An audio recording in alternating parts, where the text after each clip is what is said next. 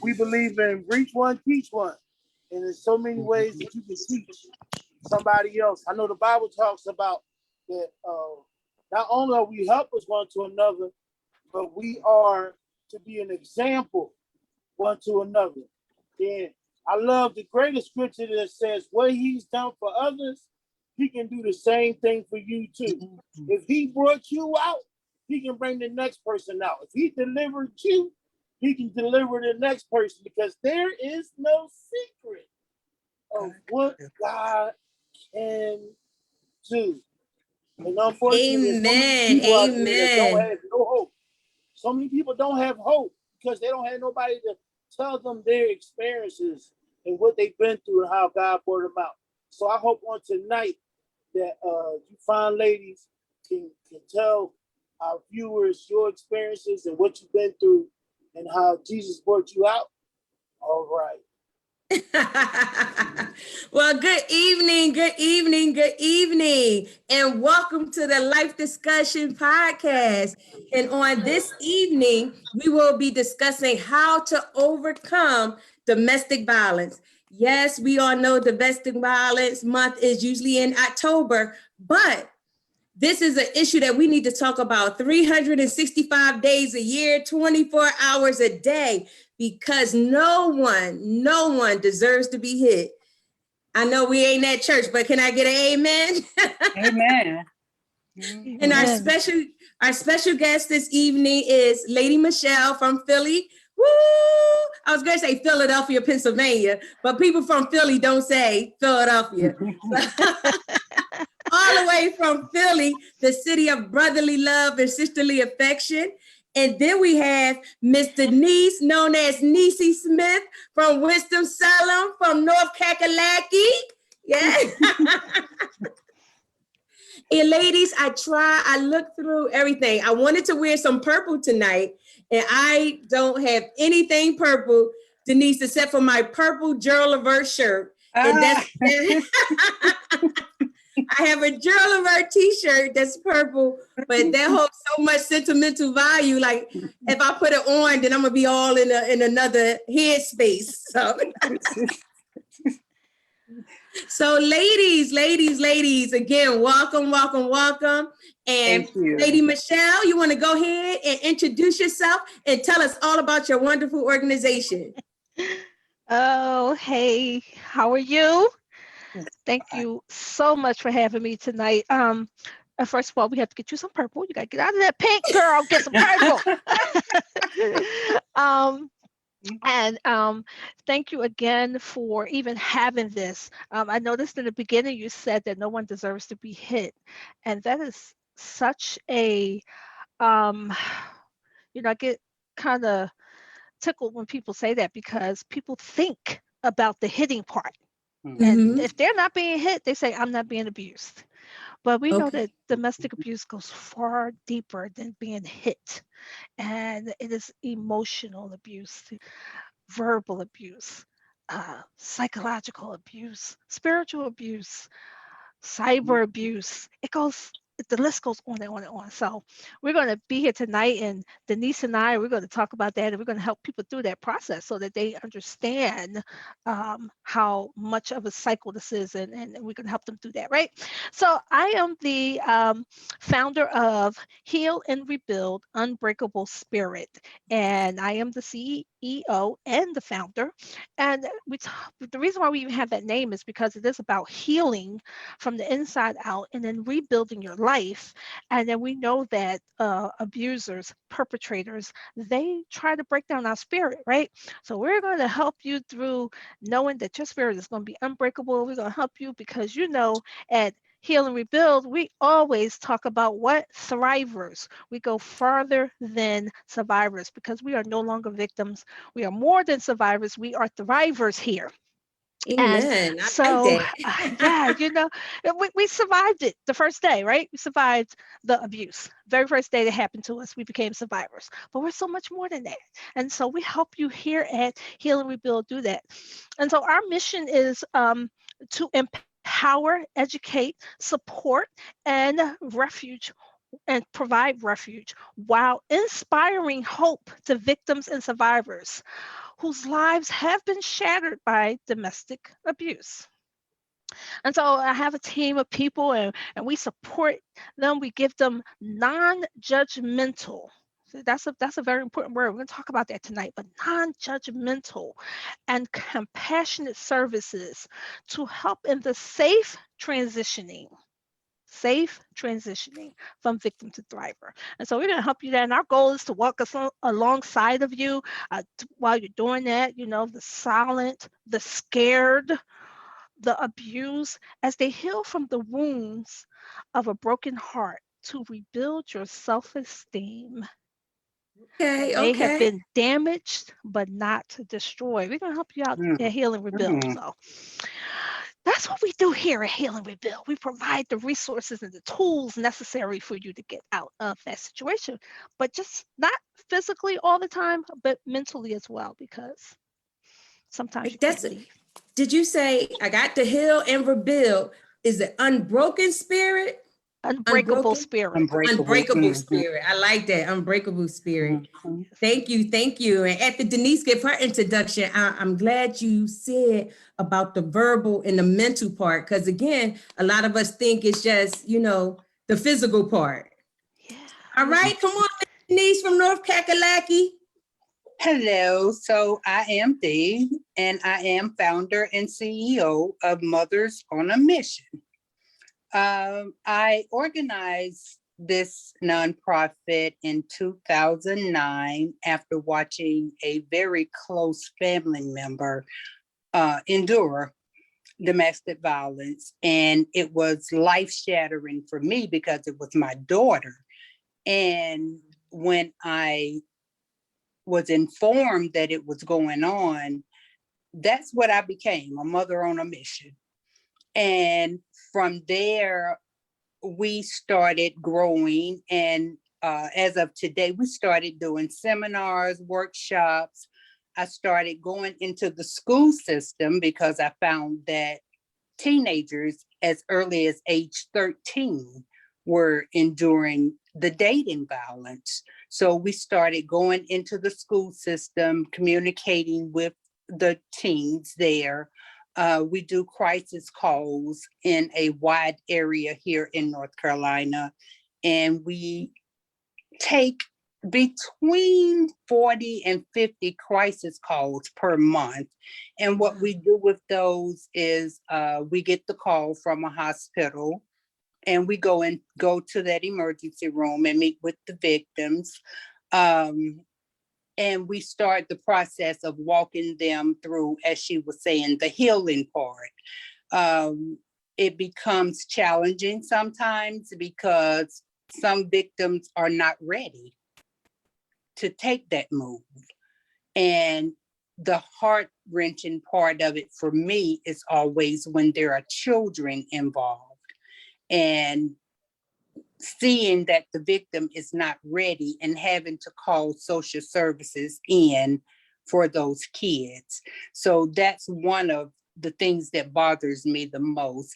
But we are an organization now. It's myself, and I have a co-founder, and we at this point have 19 volunteers that go out and they take crisis calls. They do some of the school. We haven't been able to do it for the past year due to COVID, but we're ready to get back into the schools because we touched a lot of children when we were in the school system, and we found out a lot of things about what was going on in some of their homes that they were seeing.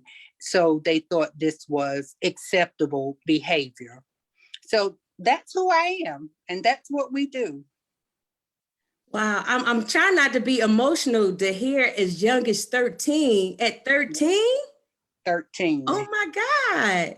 That you don't even supposed to have a boyfriend or a girlfriend at 13. Right. And my question is always, where is your mama? You know, that's always my question. You know, what are the parents doing? But when you get into it and you get to talking to them, you realize I've had young 13, 14-year-olds tell me, my daddy beat my mama and she stayed. you know. So this is what they are learning. So we have 2 programs that we're getting ready to implement. One is called DIVA. It's going to be for young ladies, and it stands for Divine Intervention with Victorious Effects. And we are going to mentor some of these young ladies and try to prevent them Awesome. from that domino effect that they're Okay, seeing. going down that same path. That same Okay. path. Yes. Mhm. Well, ladies, I want That's y'all, wonderful. this is a serious topic, but we're going to act like we sitting in my living room and we girlfriends and we chit-chatting, and we're going to help educate one another. Because we've been on less than 10 minutes, and Michelle already shared that domestic violence is more than just hitting. And Denise, you shared that as young as 13, young ladies are seeing this and thinking that, oh, well, if my mama got hit, then it must be all right for me to get hit, or this is how you show me that you love me. Mhm. Wow, wow. And one of my questions was going to be, what's your target audience? You know, or your target audience for your organizations. I'm thinking, you know, between 18 and 25, because, you know, as a teenager, we're still developing. And by the time you get 25, your mama or somebody should have told you the way you need to be treated and not had nobody hitting you upside your head. Mhm. Or Michelle, Can I I jump was in gonna say, there? Michelle, you say something so we won't get stuck on just the physical part of it. So I'm going to jump in there because I love what Denise organization is doing. Thank you for doing that. I wish that someone had been doing that when I was little. I am that 13-year-old girl who was in Wow. dating violence. And because I dealt with child abuse, and when my abuser is my parent. You said, where are Wow. the parents? Mhm. Sometimes the parents are right there and they're part of the problem. Jesus. And so what did I do? I went to the arms of what was supposed to be my boyfriend, because I thought that there was safety in that. I thought that he would be my protector, but I didn't know that I needed protection from the protector, right? Mhm. So Mhm. thank you for doing what you're doing. Those young ladies need that because it's a lot that's going on in their home. It's a lot that's going on in their communities. It's a lot going on. I lived in the projects, just things are going on all around them, and yes, they think that that's normal. Um, so I just wanted to jump in there and say that thank you, Denise, for what your organization is doing. Those young people, young men as well, because I found out that the young boys are being abused as well, and so then they don't know what to do but to abuse. It's a learned behavior, and I'm not giving anybody a pass, but I'm saying, we've got to dig deeper than what we see on the outside. I'm told that I always have my trauma lenses on because I'm always Mhm. looking at what's inside of this person, even this man who's now abusing someone. What happened when he was a little boy? We've got to go back and we've got to find out what is the root cause of what's going on. And so they're monsters in what they're doing, but they didn't all start out like that.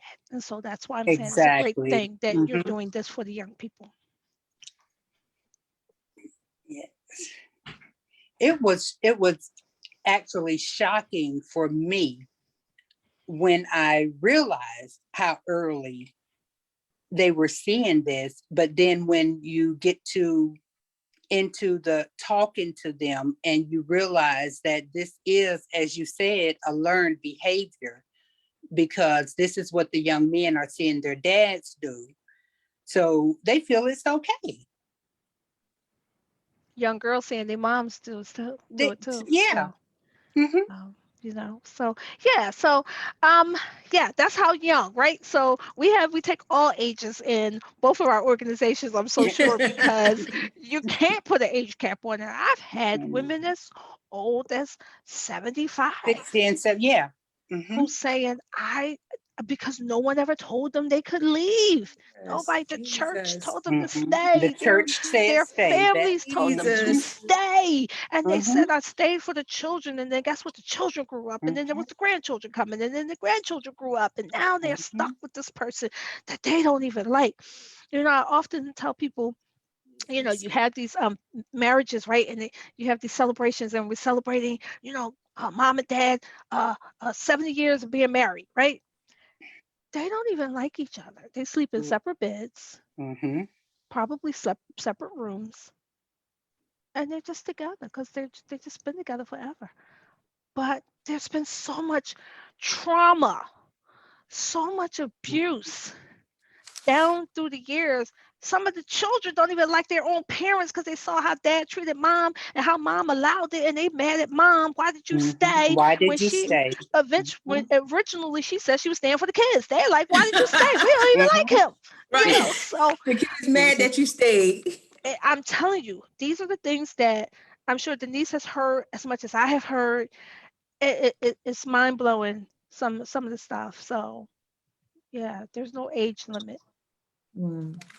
Right. Then ladies, tell me, like, what's something that we can do to identify a family member that may be, you know, if we're not the kids and we're not in the house actually seeing them being yelled, you know, physically or verbally abused, what's some signs we need to look for? One Because thing is I one got a thing. 16-year-old and I'm just thinking like, well, she really don't have a boyfriend yet, but So you think? But yeah, you don't know. right. Nobody said he's brought home. But what's some of the things that we should look for? One thing that really stands out, the abuser will start to keep them away from other family members. That's the one thing that really stands out when you notice someone being they can't come around you like they used to. They Okay. can't take your calls. You know, it's always a reason that they can't communicate. Hmm. Yeah, Okay. isolation is a big one. Mm. Isolation is a big one. Um, Jealousy. He's very jealous. All of a sudden now she can't wear the things that she used to wear or have the friends that she used to have, and you know, they're accusing her of being unfaithful, Mhm. him or her. And we have to understand that men are abused as well. I always talk about women because I really service the women, but men are abused as well, and so we do see this the other way around as well. But because the numbers are so high with women, a lot of men don't come forward.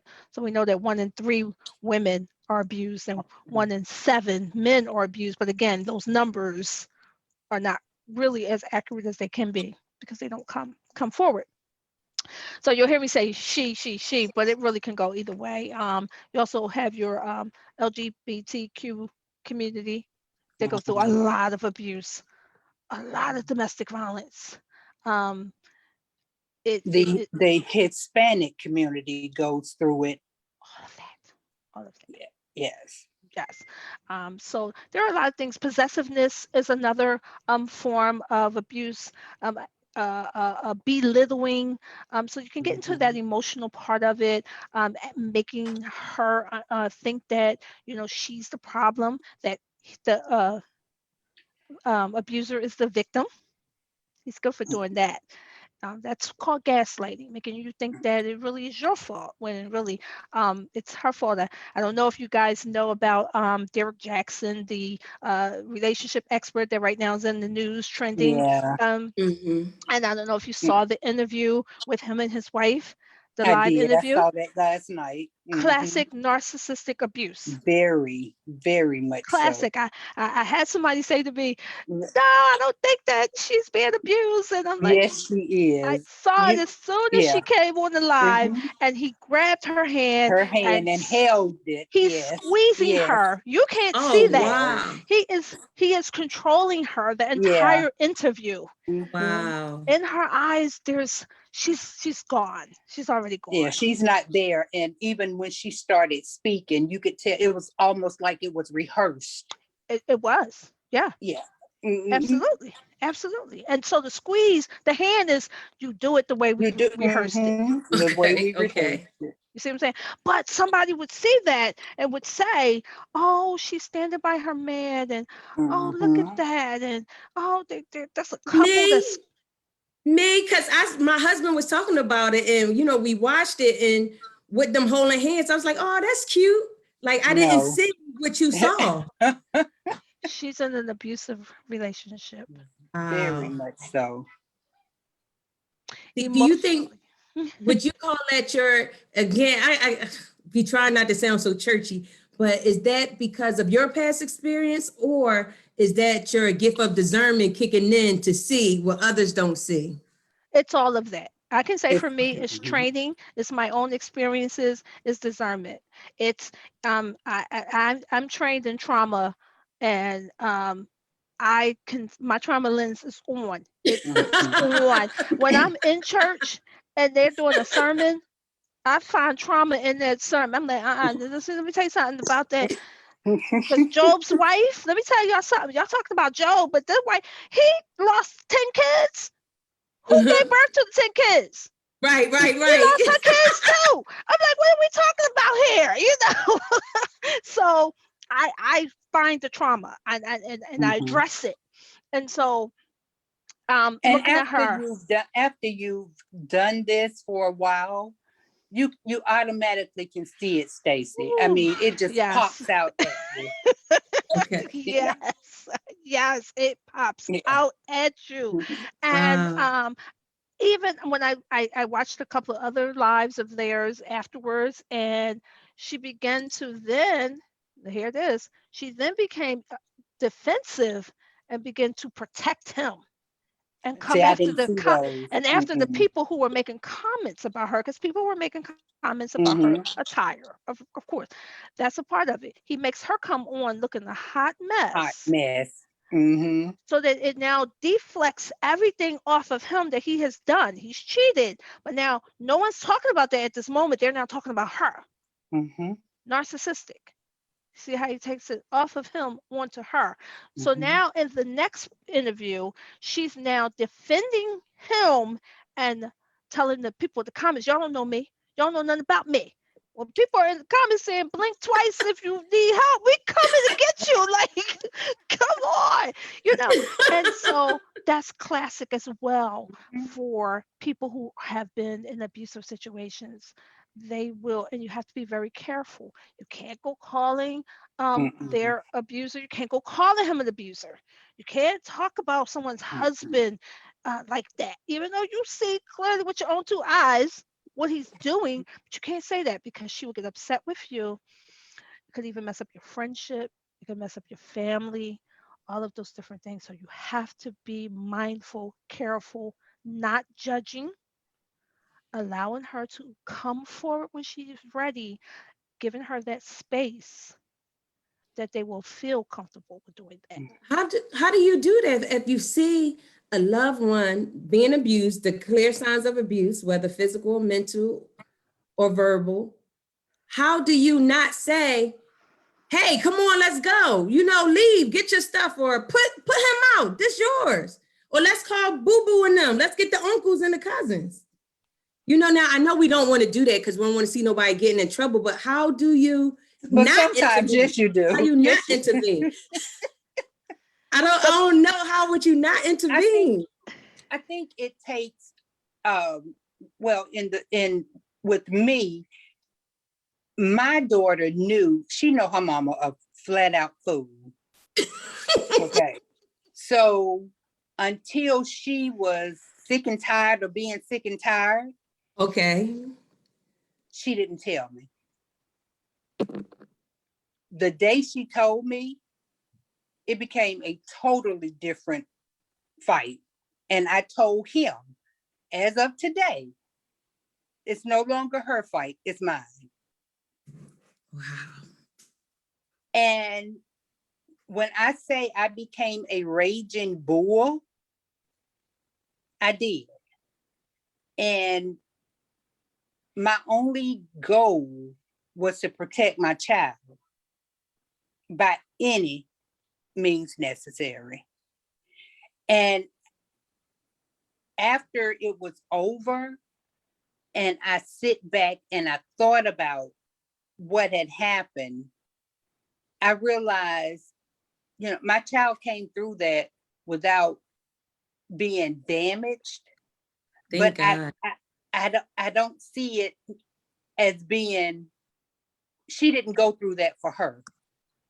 Okay. She went through that because God knew who her mama was. And that God part, knew kids say. he prepared me for the mission that he had for me. Because he know that, because I didn't understand it for so long. How do you just allow someone to control your mind? I couldn't understand it. Because I'm that sister that's not gonna go there. But once I started researching and I started pulling statistics, I was like, whoa, it's some work to be done. And even though I was angry, and I fought it for a while, because I was like, God, I ain't got time for this. I ain't got time to be going out here trying to help nobody else. I got my own. But then when you humble yourself and you submit to what God is showing you, it became a passion. Okay. It became a passion because I never wanted to see another mother's daughter endure that. And I was like, and it was like one night I was just laying in my bed and I was fighting it. And it was like, like God said, I got some work for you to do. I'm taking care of your child. Now I need for you to go help somebody else's. And that's what I did. And I've been doing it ever since. But it's hard. It's humbling in one way, because I kept saying, God, why me? You know, if I go, I'm going full force. I'm not going to be liked, And I had to realize that that's what he needed. That's what he needed out of me. And he has gotten that and more. Amen. Amen. So I'd like to say something. Yes, Denise, you sound like a mama bear, and it's needed. But I also want to say to the ones who don't have anybody in their corner like that, in terms of this person, we have to remember they're in their ear. They're telling them something else. They're threatening them. They're threatening their family. They're threatening their friends. It's not as easy to leave as we would like for it to be. We want to be able to swoop in and save everyone, but it's one of the things that we have to remember when a victim is leaving her abusive home. It's the most dangerous time of her life. Mm-hmm. A very large number of people die trying to leave. And so it's not easy, and we have to be careful how we handle it. We have to, she can't always just leave. She has children sometimes. And while the family would love to say, hey, come over here, stay with me, right? Sometimes she gets with the family and they re-traumatize her. I told you not to be with him anyway. I told you not to have all these kids anyway. Yeah, look at that. What's going on? Your kids breaking up all my stuff. They're eating up all my food. And she's like, I mean, we might as well just have been over where we were, right? Mm-hmm. They already feel ashamed of the things that have happened to them. Defeated. Mm-hmm.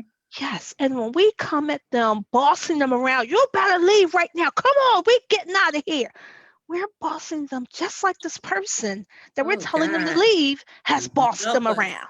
Oh, And help us, they God. don't have a voice again. They don't have a voice with him. And now they don't have a voice with you because you're telling them, are you crazy? Girl, see, it couldn't be me because Hmm. I ain't let nobody hit me like that. I ain't let nobody take my money like that. I ain't let nobody do this. Now she shrinks more and more and more. I pray you are helping somebody today because I never thought about it that way. You know, we think that we coming in, like you said, we coming to swoop in and help. But Yeah. if we're fussing at them because you ain't going nicely, like, come on, let's leave. Like you said, so we fussing and arguing, get your stuff, get out of here. So Yeah. we verbally abusing the person that's already being Yeah. abused, thinking that we helping.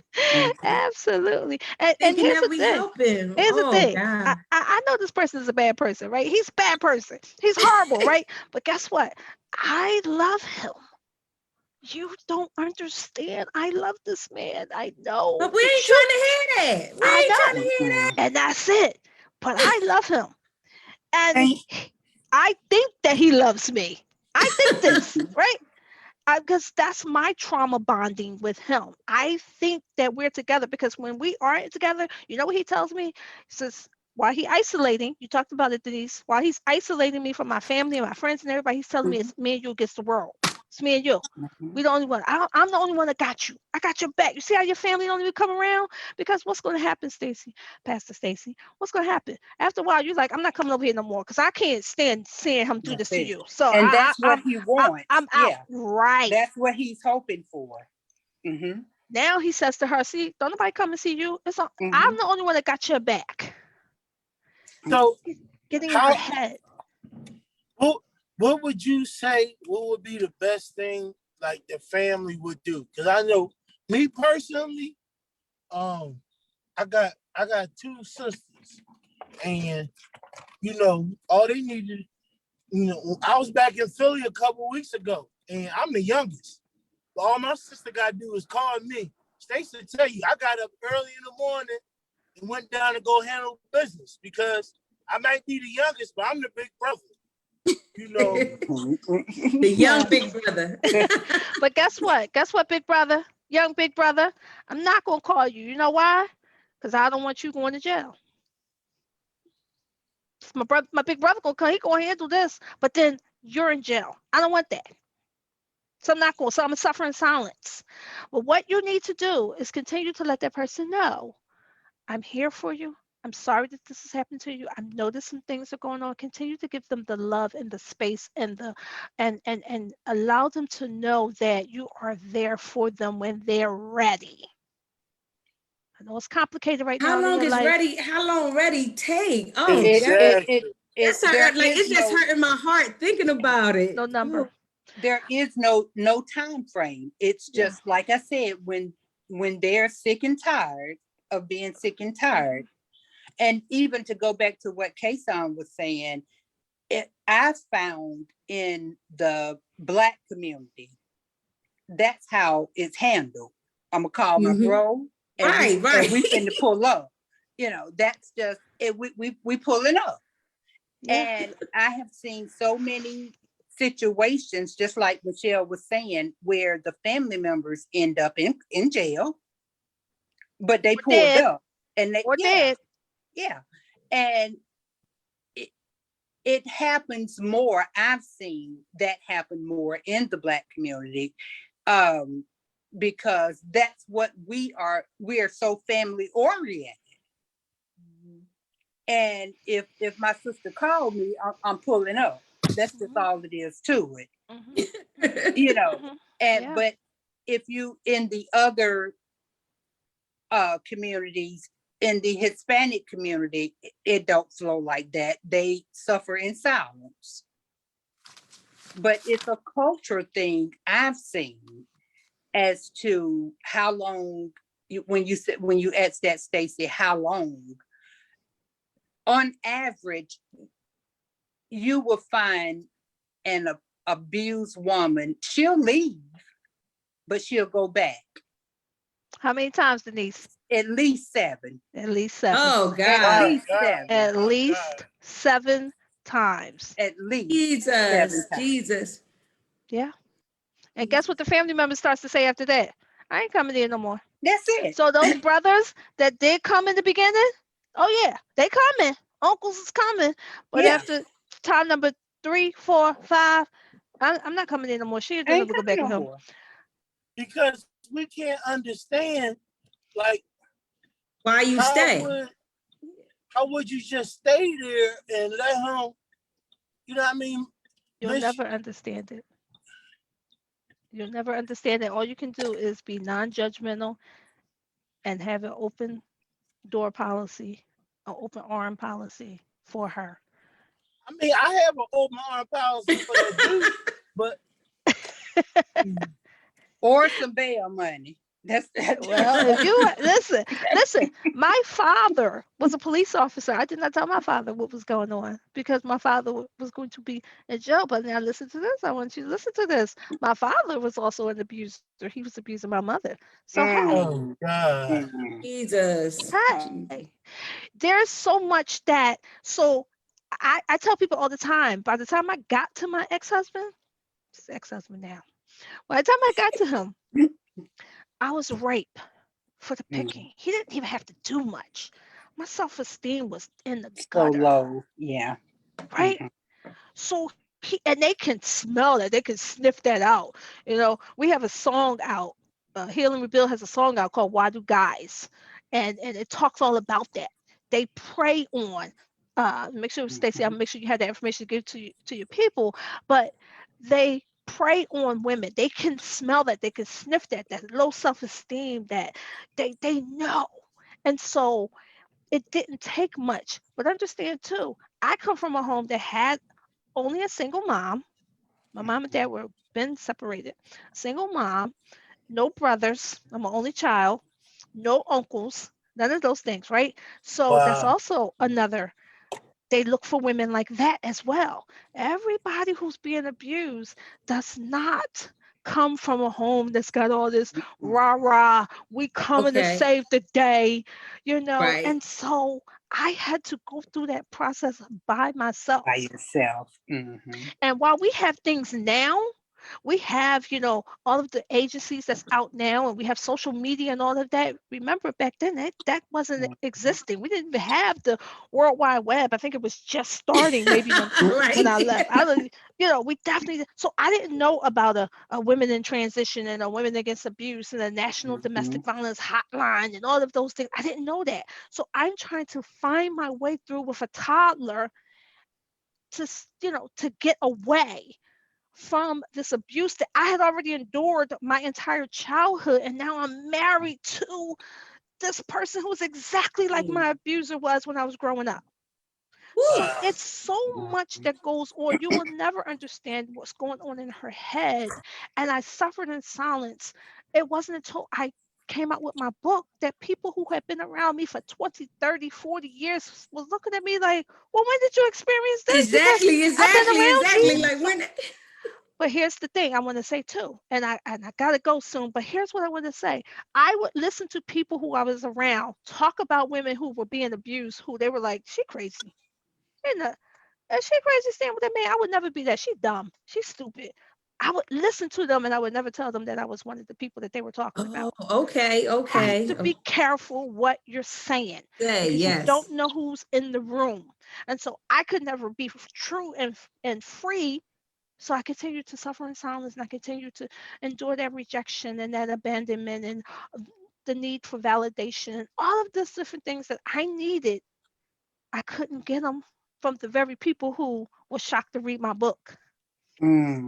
Yeah, because I couldn't tell you. Now you're standing here and you're crying and you're hugging me and you're all like, oh, we're so excited about this organization you have. But I had to go through that. And I'm saying there are so many people out here going through this. So give them love, give them compassion, give them the time to go through it and to learn and to get and to, if as long as you're offering the love to them and you're offering things, ways to help them build their self-esteem back up, that's all you have to do. And when she's ready, trust me, she's going to come right there to you because she knows that you're there for her and you'll be able to help But her. and I know you got to get ready to go, Michelle, to go to class, but I want to thank you for saying that, because it's a young lady who's 22 and her boyfriend, was abusing her, fighting her. And they don't even call it abuse, they was fighting. And They he was beating fighting. her up. And this happened on multiple occasions, but this particular occasion, she called the mom. The mom came like you, Denise, she mama bear. She came with a stick and she beating him down, beating him with a stick for beating her daughter. And the daughter jumped on the mom like, stop hitting him, leave him alone. Now the mom and daughter fighting. Now the mom on top of the daughter choking her, and they got to drag the mom off. And me, them bringing it to me, I'm having mixed emotions. Like, we don't want the dude beating on her, but now you beating on her. And she like, well, I'm hitting her because she jumped on me, so thank you, because now I know we gotta, you say share, be patient, show them love, and wait for her to get ready, for her to get ready to leave. Because I didn't even know what to, like I just said, I didn't even know what to say to her and the mom. Because, I'm like, Mom, why are you jumping on her when you're supposed to be helping on her, helping her? But then daughter, why are you jumping on your mom? You called her to help you. If you can fight, you ain't need no help. So This is a conversation. I know an hour isn't enough time to talk about it, but this is something We'll have to come back. Like I said, like we sitting around in the living room, like I'm learning so much. I'm learning so much. And thank you. I'm a chaplain. They ain't teach me this in chaplain class. They just said, separate the parties. You get the woman over here, you get the man over there. And I don't even want to talk about I didn't even get to the question about who do we call, because we're afraid to call the police because we don't want to see the brother get shot or get killed. So who do we call for help? Well, you know what, Pastor Stacy, I'm telling you, you're talking about so much. Let me tell you something. We definitely, it's too many layers of domestic violence to peel back. So you could never do it in 1 hour. But yes. And here's the thing. So the daughter called the mom, but they really call you to beat him up. I just called you because I was going through something with him and I just need you, for a moment. I'm upset for a moment, but I ain't call you to beat my man up. I'm telling you the mentality of what was going on. So wait a minute, Mom, hold on. Don't hit my man. And that's what happens. That's the same thing that happens when you call 911. If you're gonna call the police, guess what? Be prepared that the police are going to come in and she's going to say, ain't nothing going on in here. What you talking about? She come to the door with black eye and tell the police, ain't nothing going on. I walked into the cabinet. We good in here. Ain't nothing. You have, again, all you could do is provide the resources and understand that when you provide the resources, she might not use them that day. Doesn't mean people give my number out all the time. And they call me up. I'm gonna have my mom call you. I'm gonna have my sister call you. And I'm like, okay. They don't call me. I can't call them. It has to be her calling for help. Even when you call the domestic violence hotline, which definitely give that number out, because that number will help. And that number is 1-800-799-7233. I'm sorry, 72 what? 33, which is the last four numbers are SAFE, SAFE. And so definitely, but again, and you can't call that number for her because they're not going to talk to you. They only want to talk to the victim, and she has to call when she's ready. So I know, I'm sorry. We want to help them, everybody. We want to help everybody. And I have to understand that. Denise has to understand that. We can't even save everybody who even we come to. She might come to me one time. They may come to my Courageous Conversations, right? One time. I have that every month, right? They might come, but they might not come anymore. I can only offer the resources to help them. I can offer the magazine, right, to help. But if they don't want to get the resources, that's all I can do. Now, when they're ready, and in my magazine, I put safety planning in there. I put types of abuse. I put, the power and control will. There's so many different things that we didn't even get a chance to talk about tonight. All of those things, I put those things in there. But if she doesn't want the magazine, then I can't. That's all I can do. And I'm sure Denise is going through the same things. All we can do is offer the resources. All we can do is have Zooms like this, right? Zooms like this. With all the calls that we get, you would think it would be hundreds of people on here, right? We know we had COVID-19. We know people were trapped in the homes, right? They were trapped in the homes with their abusers. But when you have a program like this, no one tunes in. Now, sometimes they can't tune in because he's right there. But I'm talking about the people that have gotten away but still need some type of help. They still need some type of guidance. They still need counseling and things like that. They won't call. They won't call in. Oh, I can't hear Stacy. Can you hear her, Denise?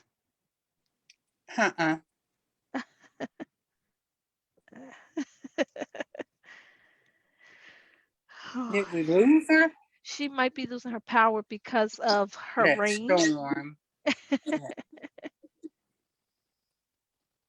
Okay, son, are you still there? And it looks like we lost him as well. No. She's trying to tell us that he's here. I'm here. Oh, there you Okay. are. Now, I was asking for your number, Michelle, that we could share with the public. I put in that the safe number. Now, is there a number if people want to contact you? 1-800 Uh-huh. 815-9220. And that's the number to heal and rebuild. Unbreakable Spirit. Okay, and that is a nonprofit organization. Say the number one more time. 1-800-815-9220. Got you. And that's for healed and rebuild. You do the same thing everybody else does. It's just heal. There's no ED on the end of it. Heal and rebuild. Okay. So yeah, that's the number to there. You can get in touch with us.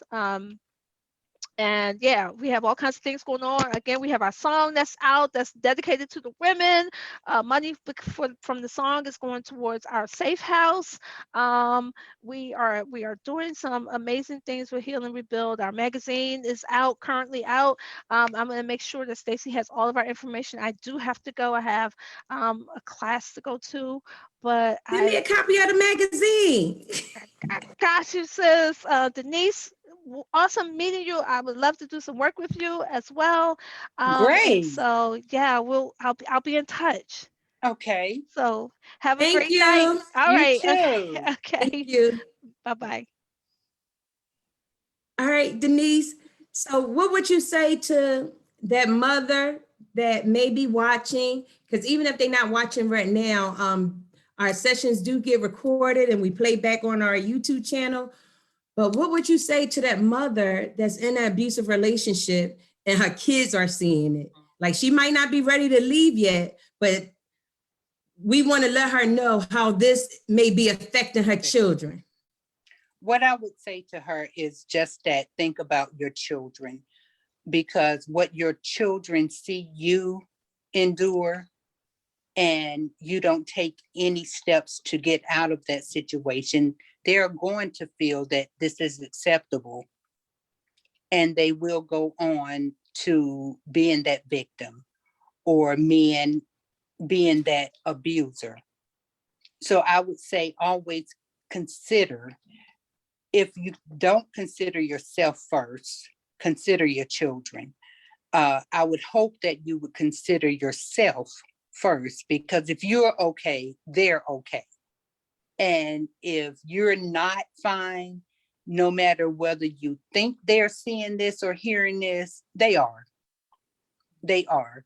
And some of it is going to rub off on them, and they are going to be affected in ways that you would not believe. Emotionally, mentally, they will be affected.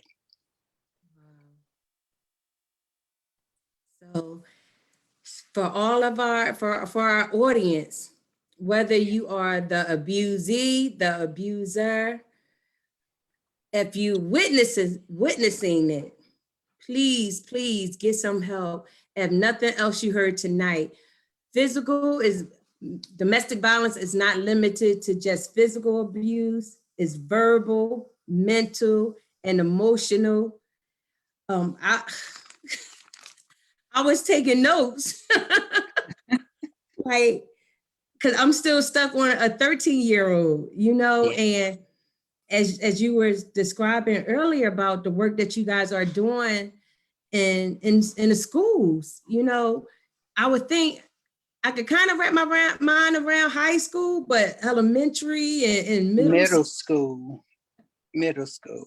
And I think that's why one of the workshops, and I think it was the one that you participated in, when I started seeing all of this and seeing how the young guys, they are so aggressive, and you're not going to walk away. You're not going to leave me. And that's where I got that motto: don't chase me, replace me. Replace me. Yes, yes. It just keep it moving.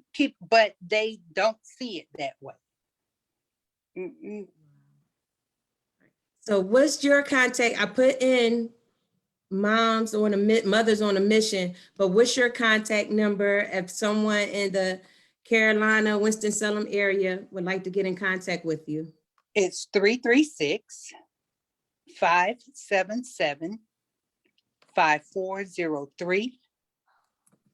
Okay. They can email me at founder@gmail.com. So if you have any last words that you would like to share with our audience on tonight? It would be, once again, just consider yourself. Realize that you are the most important person, and don't allow anyone to manipulate or control your mind to the point that they can abuse you and you think that it's okay, because it's not. Thank you so much. Thank you so much. So, ladies and gentlemen, there you have it. It's not all right. Keep your hands to yourself. If you are the one that's being aggressive, I'm sure there's help for you as well, because you may think that it's normal because you've seen it happen in your home. But we want everybody to get help, and we want everybody to be safe, and that's coming from a sister. I'm a sister, I'm a mother, I'm a wife, I'm a friend, I'm an aunt. I don't want to see the boys getting in trouble. I want to see the girls getting in trouble. This is it's a lot. And I'm glad we were able to have this dialogue on tonight. I want to say something right before we close. It's funny that we had this discussion tonight because we was watching a TV show last night called Sisters. And there's a young lady on there that, she's been through abuse since she was younger, and now that she's grown. And, the people around her is telling her, like, this man is no good for you. Like, he's brought nothing but trouble to her life. But all she could think of is not the trouble, but how happy she want to be. Mm-hmm. And see, I understand watching this show that it's a lot of not just women, but men as well that want to be happy. But in the midst of their being happy, they choosing the wrong person to try to be happy with. Mm-hmm. So, this life is a lot about choices. Amen. And we got to figure out whether our choices are good or bad. The Bible says, choose ye this day, who you will serve, and, it says that there are vessels out there. Some are wood and earth, and then some to honor and some to dishonor, and we have to learn how to seek God so we can recognize those vessels that are of dishonor, so we don't allow them to take over our life and cause our life to be dishonorable, and try to surround ourselves around those that are honorable, both in our relationships, both intimate friendships, you name it. We need to be around people that are vessels of honor so it can be a blessing to our life and not a hurt to our life. Thank you. I appreciate you, Denise, and I thank God for, I believe, Lady Michelle that was on as well. Thank you, ladies, for helping us to be able to teach others on this evening. You're welcome. Thank you for having me. It was good seeing you, Stace. Good seeing you too, my soror for life. Love you. Love you too, girl. Yo, and we'll be in contact. Thank you again. All right. You guys have a great night. You too, sweetheart. Okay. Bye-bye. God bless. God bless you. Peace.